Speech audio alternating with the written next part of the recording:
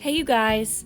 Today we will focus on putting together our research presentation using the Adobe Spark Video app. Make sure you have downloaded the app.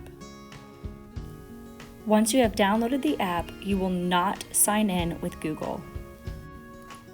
You will sign up for free.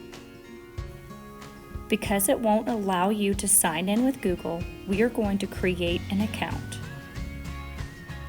Fill in your school email address, your first and last name, and create a password.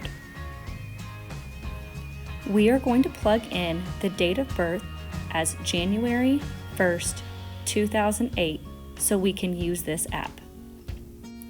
Once you have signed in, click the plus sign at the bottom. You can watch the tutorial or click the X and click Skip to Editor. As you begin, you will start with a basic template for your video presentation.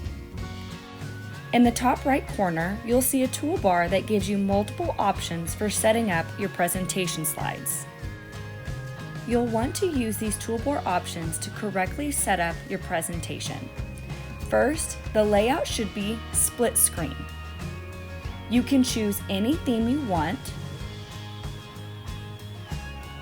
Make sure the presentation is set as widescreen, and when you're ready to add music, there's a plethora of options. After choosing your theme and setting your presentation to split screen, now it's time to add your information and images. Remember, for every slide, you need an image on one side with your 3-bullet information on the other, like you see here. To select an image, you'll click the plus sign in the middle. Now click the Photo tab to the right. You can now select from your photos.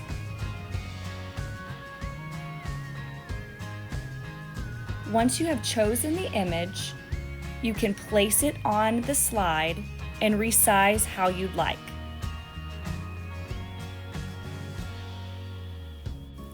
Next, you'll want to add text. Choose the Text tab.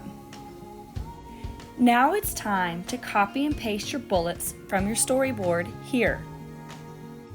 To add a bullet, you'll click on the dash key and hold it down until you see the bullet point option.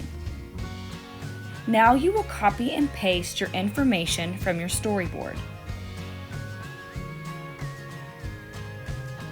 Make sure to add a space between each bullet.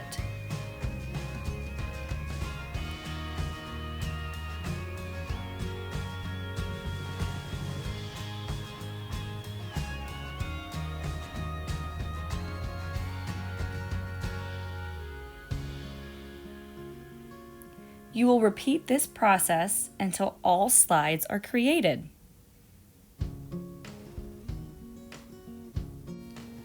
When you're ready to record over your slides, you will hold down the red microphone button.